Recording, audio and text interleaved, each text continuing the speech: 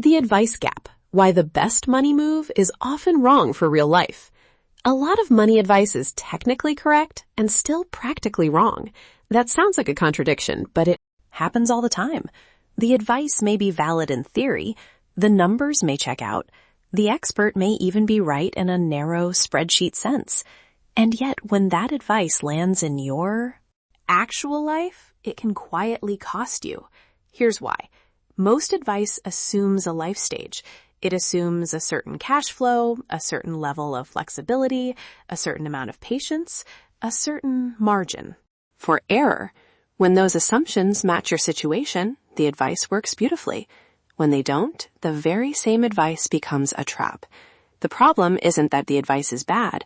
The problem is that it's being copied from one situation into a different one.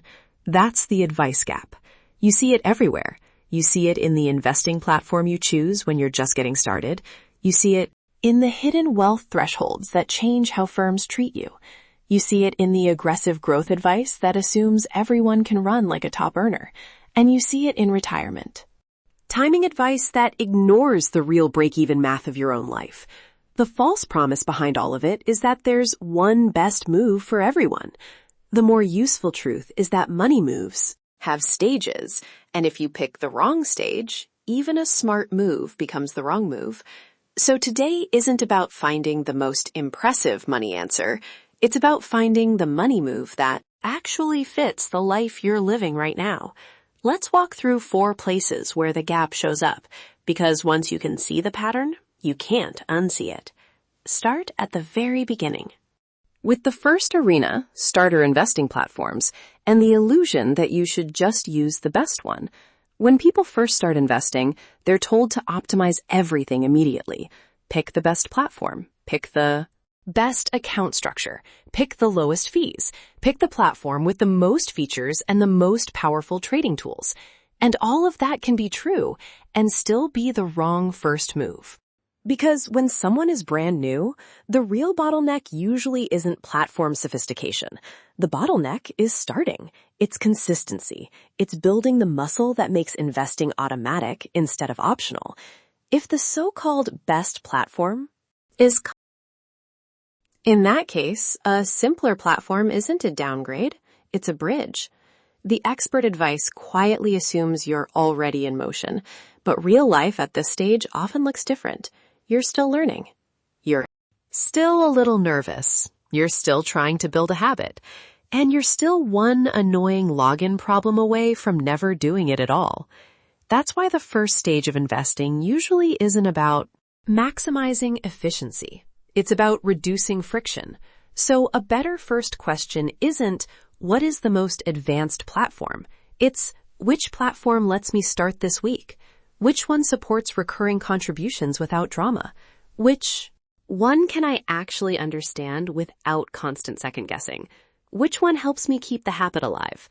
A lot of people chase a few basis points of difference in fees while leaving the much larger problem unsolved. They're not investing consistently enough for the optimization to matter at all. That's the stage mistake. Picture 2 platforms. One has lower fees and more features, but it's cluttered, intimidating, and it takes you 30 minutes every time you try to do anything. The other is plain. Maybe not as elegant, but it lets you set up automatic investing in 5 minutes and then forget about it. For a beginner, the second one may genuinely be the better move. Not because it's the best platform in the abstract, but because it's the platform that actually turns intention into repetition. The first money stage is about behavior design, not optimization theater. A simple setup that gets you into the habit and keeps you there can build more wealth than a theoretically superior setup you never fully use. That's the advice gap in its earliest form. The best answer on paper is not always the best answer for a person who is still becoming the kind of person who invests every month. And once your money starts to grow, the problem changes. The question is no longer just whether you can start. It becomes who notices you, how institutions treat you, and what invisible thresholds suddenly matter. Which brings us to the second arena, 6-figure advisory thresholds and the invisible wealth gates that come with them. A lot of people imagine wealth rises in a smooth, steady line. It doesn't. Real life, money tends to move in steps. You cross a threshold and suddenly the world treats you differently. The app upgrades you, the financial firm changes the tone of its pitch. Services that were invisible before start appearing. You get a different offer, a different response, a different kind of attention. That isn't magic. It's business. But it can create a dangerous illusion. The idea that you should always wait for the next invisible gate before you take action. There's a common script that says, don't pay for advice yet. Wait until you have enough assets. And that can be sensible in some cases. But it's almost always delivered as though waiting is free. It isn't. If waiting makes you miss a tax move, a contribution window, a debt decision, a rebalancing fix, or a timing issue, that only gets worse the longer it sits, then the delay itself carries a cost. So the better question isn't, do I have enough money to deserve premium advice? It's, what problem am I actually trying to solve right now? How expensive is delay?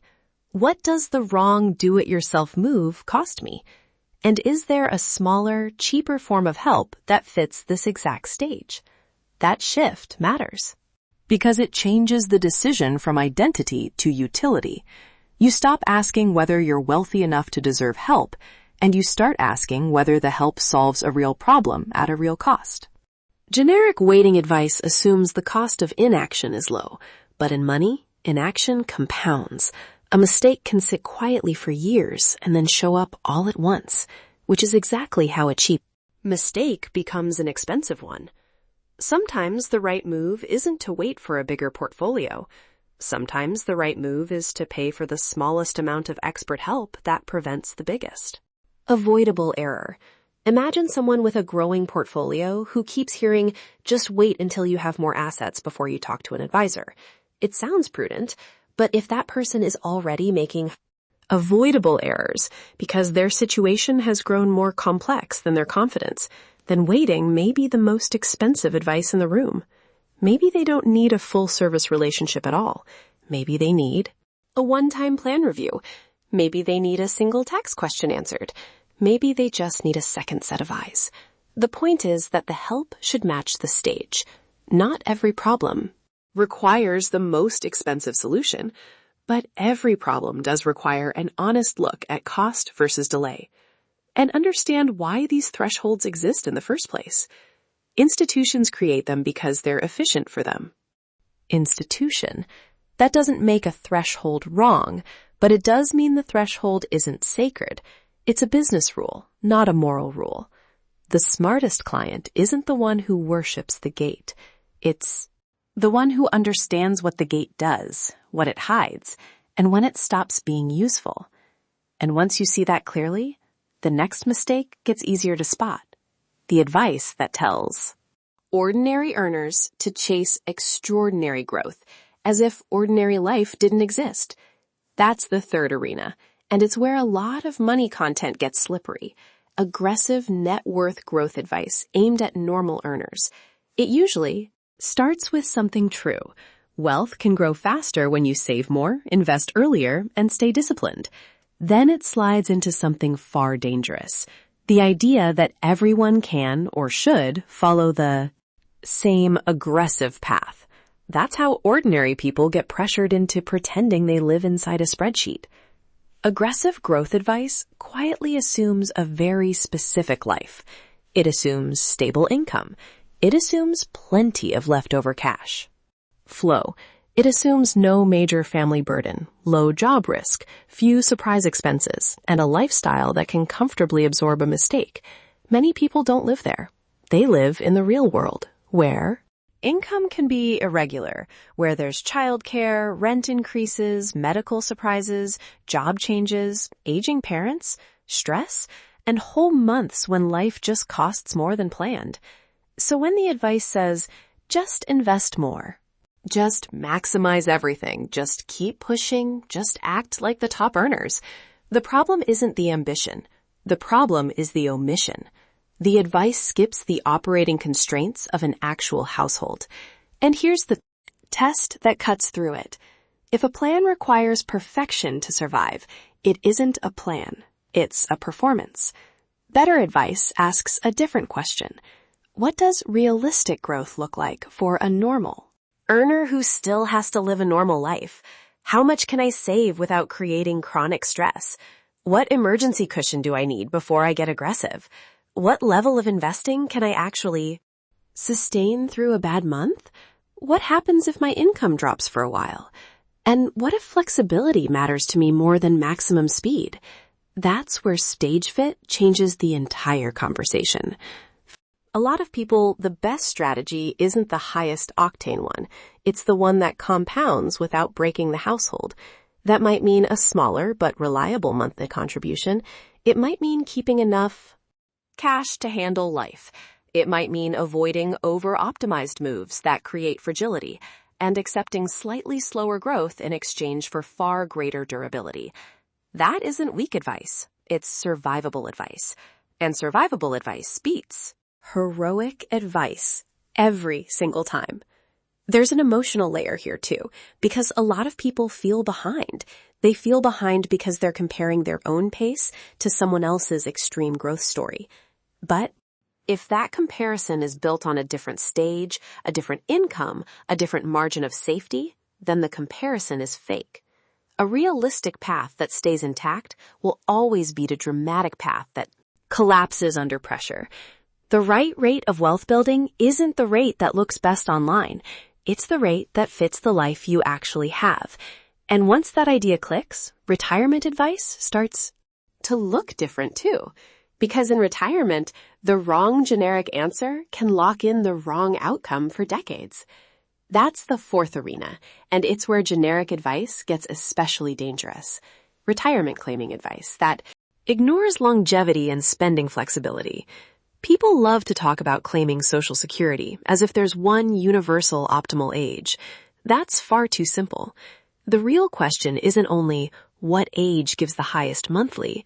Check. The real questions are deeper than that. What's the break-even math for me? What's my realistic longevity expectation? How much spending flexibility do I actually have?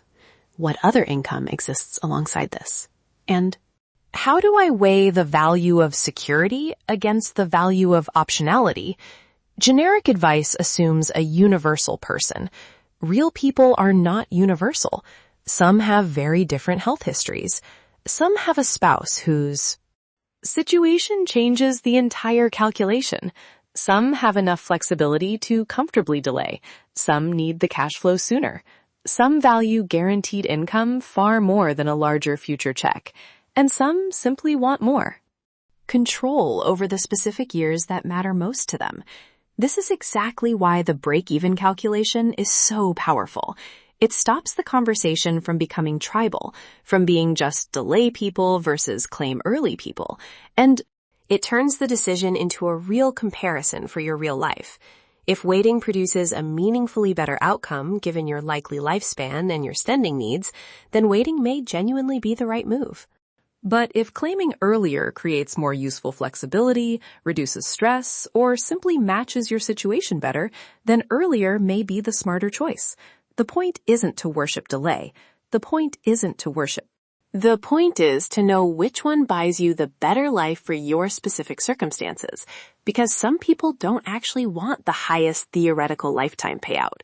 They want freedom. They want to know they can handle uncertainty. They want to avoid turning retirement into a fragile chain of perfect assumptions. For them, the right decision might be the one that gives them room to breathe, not because it maximizes a single number, but because it improves the shape of the rest of their life. And this arena stings more than the others because the stakes are so permanent. If you wait too long chasing a universal answer, you can miss the answer that actually fits you. And once a retirement claim is made, the choice stops being abstract. It becomes part of your permanent income structure for the rest of your life. So the correct retirement move isn't the one that wins an online argument. It's the one that passes your own honest, real-life test. Now zoom out, because all four arenas tell the exact same story. The best money move isn't always the most advanced one. It isn't always the most prestigious one.